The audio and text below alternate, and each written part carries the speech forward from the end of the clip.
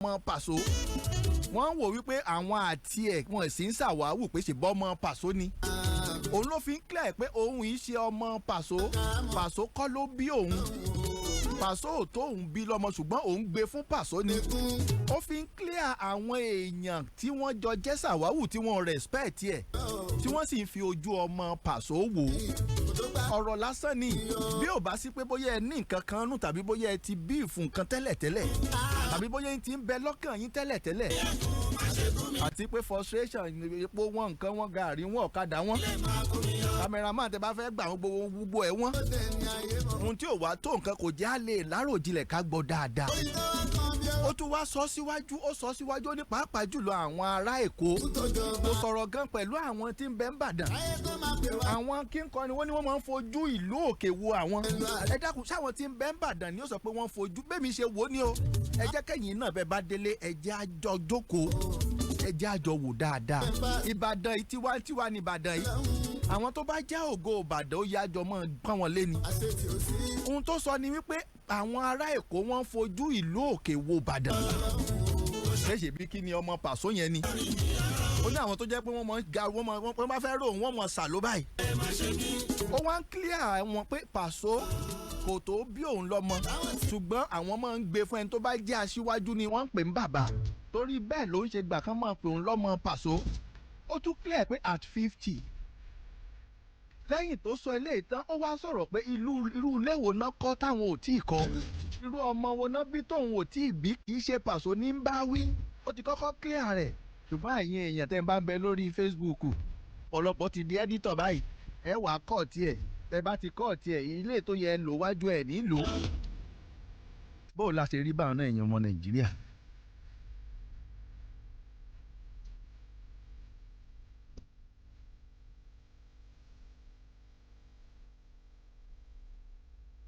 ṣé ẹ rí gbogbo ohun tá à ń ṣe àgúnmu owó ń gbogbo ẹ̀ ṣùgbọ́n nígbà tọ́rọ̀ tún wá rí báyìí náà tó wá ti di wípé ó ti wá fẹ̀ káàkiri ó ti fẹ̀ mọ́jú oníkálukú tí wọ́n ti ń tàn káàkiri. ǹjẹ́ ẹ rántí pé Paso ó sọ nǹkan kan tẹ́lẹ̀ Paso sọ nǹkan kan kó tó di lónìí ni ó ti sọ tẹ́lẹ̀.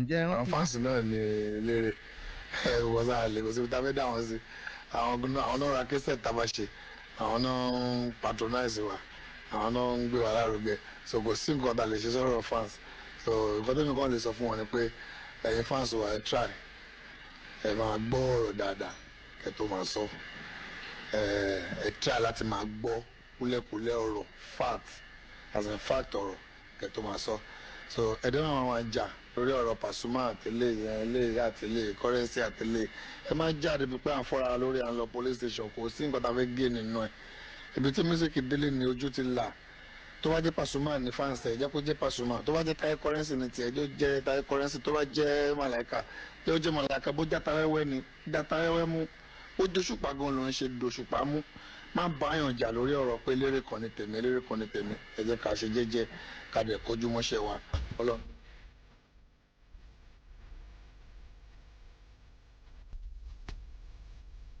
Gáúsù Fújì ló sọ̀rọ̀ wọn o ṣùgbọ́n ọ̀rọ̀ yóò tún wá tán bẹ́ẹ̀ àwọn èèyàn wa góònà gbọ́ wọn gbọ́ kọ́ọ̀mù ó di pé oníkálukú lórí Facebook ní oníkálukú bẹ̀rẹ̀ sí ń sọ̀rọ̀ àti ohun tẹ́ ẹ fẹ́ gbọ́ tó ó tún ẹ sì mí gbọ́ ni ẹ tún gbọ́ Táyé tún bọ́ sórí Facebook ó tún sọ pé tó tẹ́ ẹ bá ṣe òun gbọ́ ẹ gbọ́ o ẹ gbọ́. ẹ kú lórí àsìkò orúkọ tèmi ní Alhaji Taye Currency ọ̀pọ̀lọpọ̀ nìbàdàn àpèsè wọn nípa awuyewuye tí ó ń lọ ní orí ayélujára lórí íńtánẹ́ẹ̀tì ní ẹ̀lẹ́jọ́ mẹ́ta mo kí ẹ̀yin ọ̀rẹ́ wa ẹ̀yin èèyàn wa ẹ̀yin tẹ́ fẹ́ràn Fuji especially Pasuma fans club Taye Currency fans club ẹ̀yin olólùfẹ́ Fuji general ẹlòmíì tó bá sì yàn gbọ́ ẹ má bínú o I'm very sorry for what happened right because èèyàn máa ń sọ nǹkan bí tó yẹ pé ibi táwọn èèyàn máa gbé lọ ó máa yàtọ̀ kẹ́ bó ṣe yé mi òun ilé mi kọ̀ so ẹlòmíì lẹ ti yí wọn lọ bí mo ń bú Pasuma mi ò bí bí lẹ ti pé mo ti bú Pasuma ó wà ọ̀gá mi ní Paso Arábàmbí Àpèsì ọ̀gá ńlá fújì nǹkan kan náà ni wá so ẹ má yà mo bẹ̀ yín Alhaji Wasiu Alabi Pasuma ọ̀gá mi ni àwọn gan ń wò wá àwọn rí wa pé Taye Currency I'm loyal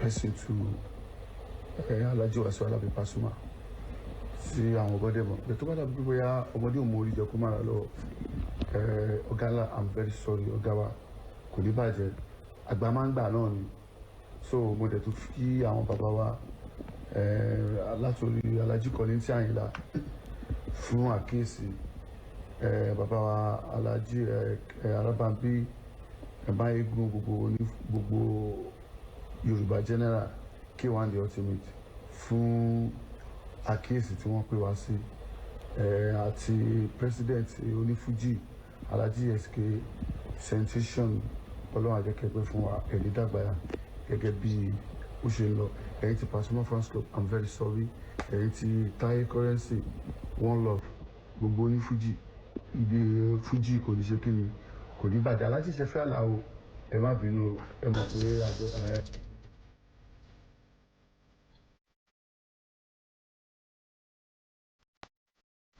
Taye Currency olè ń gbọ́n lóòótọ́ gbogbo ọ̀pọ̀lọpọ̀ àwọn èèyàn ti dìde ọ̀pọ̀lọpọ̀ àwọn èèyàn ti sọ̀rọ̀ wọ́n ṣe wáyé lásìkò ìgbà tí gbogbo eléyìí ti ń gbóná yakin. ohun táwọn èèyàn tún wá ń jẹ lásìkò yìí ní ti Tiri àti Taye Currency ṣùgbọ́n bẹ́ẹ̀ ṣe rí ǹjẹ́ mọ̀ yìí pé bá a ṣe ń sọ̀rọ̀ títí di àsìkò yìí Paso ò sọ̀rọ̀ Paso ò tí ì bọ́ ta kò tí ì sọ nǹkan kan èyí túmọ̀ sí pé ẹ bá ti mọ Paso gan kì í déédéé sọ̀rọ̀ báwọn ó ṣeé ṣe kó jẹ́ pé ó yé dáadáa ṣùgbọ́n ju gbogbo ẹ̀ lọ ohun tí ń bá ń ṣẹlẹ̀ lásìkò yìí ẹ jẹ́ a máa calm down ẹ jẹ́ a máa ní sùúrù tẹ̀rí pẹ̀lú gbogbo ohun tá a rí táwa rí tèmi rí lórí social mo sọ pé tèmi ni èmi ń sọ o gbogbo ohun tèmi rí lórí social media pé kinní kan tàmẹ̀dù ní ìgbéraga kinní kan ẹ lọ béèrè wò ìwọ tó lẹ́nìkan ní ìgbéraga bọ́n bá wádìí ẹ̀ wò gan ẹlòmíì olúwọ náà ní ìgbéraga gbogbo èèyàn kọ́ ló gbà tó kó mọ́ ní access sí ọ tàbí kó mọ́ tẹ̀ ọ́ lójúmọ́lẹ̀ àwọn èèyàn máa ń lo opportunity tán máa ṣìlò tó bá jẹ́ pọ̀pọ̀lọpọ̀ àwọn èèyàn kan ní access sí ọ. ọ̀dọ̀ mi ní kú wà bí n bá yóò mo mọ̀ pé mo yóò mo mọ àwọn tí mo fẹ́ jẹ́ ń súnmọ́ mi mo mọ àwọn tí mo fẹ́ jẹ́ kán jìnnà sí mi. èmi mo láyé tèmi. ṣé ẹ wá rí nǹkan kan tí ń bá ń ṣẹlẹ̀ láàrin onífújì méjèèjì ẹ dákun ẹ̀yin aráalé ìmọ̀ràn tèmi ni o ẹ lè gba ẹsẹ̀ nìfẹ́lẹ̀ ọ̀fẹ́ mo fún yín ẹ jẹ́ a máa calm down ẹlòmíì sì rèé ẹ lè fẹ́ fi trendy ẹ sì lè fẹ́ jẹ́ káwọn èèyàn mọ̀ pé káwọn èèyàn follow yín. ta ni lè ókè ọ̀gá wa Desmond Tutu G àgbà àwọn tó ń faṣẹ́ mú mi handsome man ìwọ ló máa sanwó ẹ̀. à ń tajà ń bọ̀ wá tajà ń bọ̀.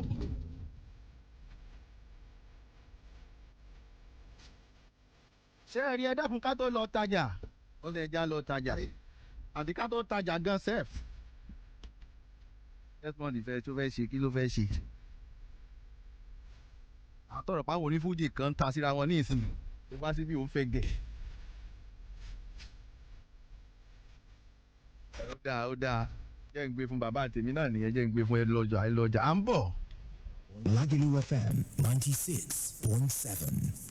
Ọlọ́run pẹ̀lú ìpè rẹ̀ lórí pásítọ̀ sí Ọláìyá yóò tún pín ire kárí tiẹ̀ onídàápínlẹ̀. Beyond the limit 2024. Ẹ̀mí Ọlọ́run tó ṣe tán ládùn yìí. Ó fẹ́ mú àwọn èèyàn kọjá gbèdéke. Látọjọ́ Monday 14 to Sunday 20 October. Àkórí tí Ọlọ́run fún wòlíì rẹ̀. Pásítọ̀ sí Ọláìyá. Before it is too late. Kó tó pẹ́ jù. Gbogbo aṣẹ́ kò ní Jésù máa gbàlà. Àwọn tí òkùnkùn pọ́n lójú Jésù ti tó fẹ́ tú wọn sílẹ̀ nípasẹ̀ ìdè. Prọfẹ̀t Kẹ́hìndé Ọlá. Prọfẹ̀t Emmanuel Akande. Prọfẹ̀t Láolú Ṣógúnmi. Prọfẹ̀t Olútọ́lá Alárẹ̀wájú. Prọfẹ̀t Amos Adéyẹmí. Prọfẹ̀t Isaac Ayọ̀lá. Prọfẹ̀t John Israel. Prọfẹ̀t Adékọ́lá Ọmọníjọ. Prọfẹ̀t Daisy Ògúnjọbí. Prọfẹ̀t M. Afọláyàn. Pastor Peter Emmanuel. Pastor Israel Oyizike. Àwọn olórí ẹ̀mí Pọ́sẹ̀ Super. Dẹ́mi Owólabí. Ìyanu Olúwabire. Arambada Toy. Pastor C. Ọláyọ̀ máa ṣiṣẹ́ ìránṣẹ́. Lórúkọ Jésù ìyanu máa ṣẹlẹ̀. Wákàtí àdúrà láàárọ̀ pẹ̀lú ìṣòro látọjọ́ Monday 14 ní Sunday 20 October. Gbogbo ẹ̀ nínú ìjọ CAC Gbaremu Center Leaders Junction Tribune Road Mọ̀lẹ́fàlà fi ọ̀gá àdó Ìbàdàn. Come and experience all round blessing and salvation.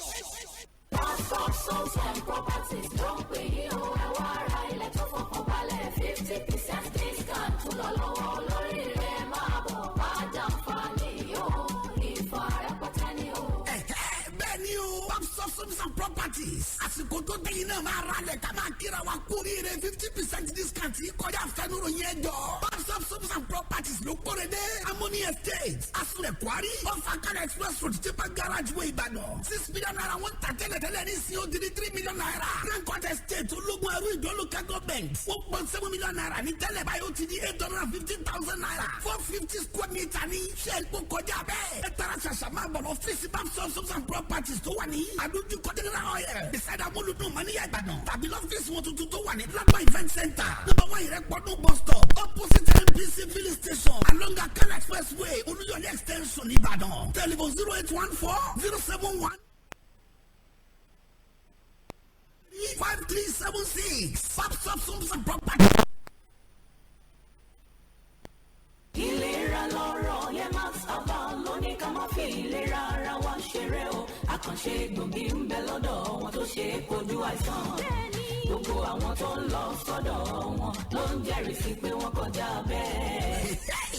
Max Abanila Amina Kagbajúgbajà ìṣègùn ìbílẹ̀ tó ń mewémebo tó ń ṣàkóso gbòógì tó ṣe é kojú àìsàn àtàrùn lọ́lọ́kan òjọ̀kan. Ọkùnrin tí ò lè ṣe déédéé ṣe ṣàkọni lọ́dọ̀ obìnrin nínú ilé. Onírúurú àìsàn tó lè máa dààmú tọkùnrin tóbìnrin lágọ̀ọ́ ara. Àyẹ̀wò ni wọ́n kọ́ ṣe fún ẹ ní Max Aba pẹ̀lú ẹ̀rọ ìgbàlódé tí ó sọ gangan bí táwọn àbá àìsàn olúkọ sí lágọ̀ọ́ ara rẹ̀ tó ń fa kùdìẹ̀kùdìẹ̀. Ìyẹn ni ó fi hàn wọ́n irú oògùn gangan tó yẹ kí wọ́n fún ọ láti lò. Má bora rẹ mọ́lé, má bora rẹ pa. Ìlera lọ́rọ̀. Tara ṣàṣà kàn sí Max Aba fún ìtọ́jú tó péye. Èèyàn ogún tó bá kọ́kọ́ délé iṣẹ́ wọn báyìí ni wọ́n ṣe àyẹ̀wò fún lọ́fẹ̀ẹ́. Max Aba wà ní Block B Shop 37 and 38 Islamic Shopping Complex Basoro Ìbàdàn. Telephone 070-716-88889 tàbí 070-16707-783. Ìlera lọ́rọ̀ lóòótọ́ ẹgbà bẹ́ẹ̀. Káṣọ dúró rí lọ́rùn ẹni. Ó mọ́ ó dùn ún wò. Iṣẹ́ ọwọ́ Premium Garment Care ni. Premium Garment Care. Laundry and dry cleaning service tí ò lẹ́gbẹ́ lọ́dọ̀ wọn ló wà. Bí wọ́n bá fọwọ́ ẹ̀ afọ̀fọ̀ kìnìún. Àwọn kì í da lórúkọ bọ̀ sápà. Báṣọ wa dà láwọ̀ kàlákìnì. Premium Garment Care. Ọ̀gá ni wọ́n mú gbà. Bóyá èyí fẹ́ kó wọlé tuntun. Ọ́fíìsì tàbí ilé ìtajà. Tẹ̀ wá fẹ́ clean ẹ̀. Bó ti ṣe lè ṣe ńlá. Ẹ fọkàn balẹ̀ pẹ̀lú Premium Garment Care. Gbogbo àyíká máa dán gbére ni. Wọ́n bá ní fọ carpet àti upholstery, leather, bar àti shoe àti bẹ́ẹ̀ bẹ́ẹ̀ lọ. Gbogbo àlàáfíà fíjú tí kì í fẹ́ rìnrìn ọ̀bùn. Premium Garment Care ni wọ́n ń lọ ní plot 8 Aláàfin Avenue opposite Western Hotel 7 Up Road Olúyọ̀lé Estate Road Ìbàdàn Collection Center wa shop 40 Lakeside Alálùbọ́sà GRA. Fẹ́kùnrẹ́rẹ́ àlàyé pé 070-47004555. Premium Garment Care. Gbogbo àfijọ́ àlàáfíà ènìyàn ó yá níbẹ̀. Ìwọ Sátidé. Ẹni máa ń fojú èrò ẹ̀yìn wo bá a ti ń lò mọ̀ ìṣègùn ìbílẹ̀ fi ṣètọ́jú tòun ti wòsàn lóde òní. Bẹ́ẹ̀ ni ó jí lòwúrọ̀ títí dọ̀sán láì bọ́jú ni. Ojú àná ni irú wọn fi ń wòran. Àìdúró àtàìdẹ́kun ìwádìí ìwòsàn nílànà ìbílẹ̀ tó gbóyúngbórígì ló jẹ́ kó dìrọ̀rùn gbáà lóde òní. Tá a fi lè wọ́nà àbáyọ sí gbogbo àrùn kárùn tí ṣọṣẹ́ lágọ̀ọ́ ara ọmọ ènìyàn. Bágọ̀ ara bá ń ṣòjòjò gbogbo